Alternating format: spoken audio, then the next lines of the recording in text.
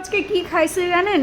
ওর মা কচু শাক কাটছিল আর কেটে সবে ওটাকে রাখতে গেছে রান্নাঘরে। তার মধ্যে আমি বসেছিলাম, আমার সামনে দিয়ে দেখি টকাশ করে কি একটা নিয়ে নিল। ও মা নিয়েই টেবিলের নিচে কি নিয়েছে?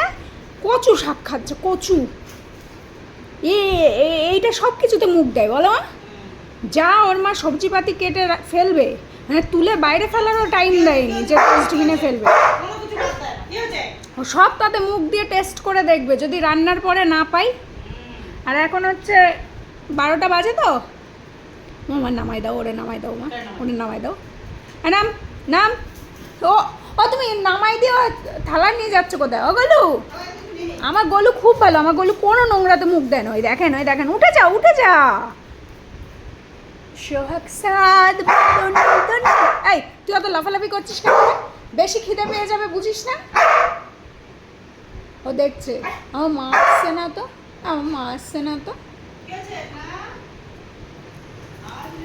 ওরে বাবা গলু, তোর ভয়ে তো আমার অবস্থা খারাপ হয়ে যায়। বলবে না কি হয়েছে দেখাবো? আমার কালা ভালো আছে, টেবিলে টেলে ওঠে। আমরা না কালার হাইটটা মাপি, প্রথমে এইটুকু, তারপরে এইটুকু। আমরা রোজ বলতাম আর 2 দিন গেলে ও টেবিল ধরতে পারবে। বলে কাতটা ধরবি কবে? আর ততদিনে আমি গোলুমলু হয়ে যাব। তোদের বাড়িতে যা খাওয়া দাওয়া জোর, সারাদিনই তোরা খেয়ে যাচ্ছিস, তা আমিও গোলুমলু। এবার ভাই আমাদের বাড়িতে সারাদিন কেউ না কেউ খেয়েই যাচ্ছে, বল। গলু আমার রাজা বেটা কই রে? আমার লক্ষ্মীর ঘট একখানা। আমার মা কই? এই যে দূর, এখন আমি এখানে লাঞ্চ পাহারা দিচ্ছি, 12টা বাজে। হ্যাঁ কালা কোথায় তুমি? জলদি আও। এই তো কালা, ওলে বাবা দেখছিস বাবা। তো এখন লাঞ্চ ঠান্ডা হচ্ছে ওদের। আমার কালা সোনা খালুয়া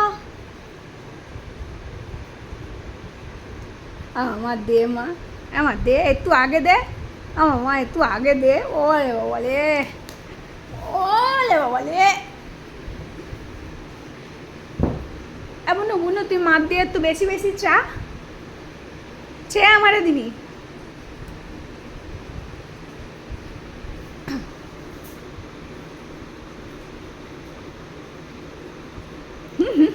সোহাগ সাদ বদনি ধনি নাচো তো দেখি, সোহাগ সাদ বদনি ধনি নাচো তো দেখি, বাল্লা নাচো তো দেখি। আমার কালা ভালো নাচতে পারে, গলু নাচে যখন খুব মাথাটা গরম হয়ে যায় তখন নাচে। আমার খাবারটা ঠান্ডা হোক তারপরে আমরা খাবো, তুমি পাহারা দাও। হ্যাঁ আজ খাবার পাহারায় শুধু আমার গলু, কালা ছাদ মায়ের পিছন ঘুরে বেড়াচ্ছে।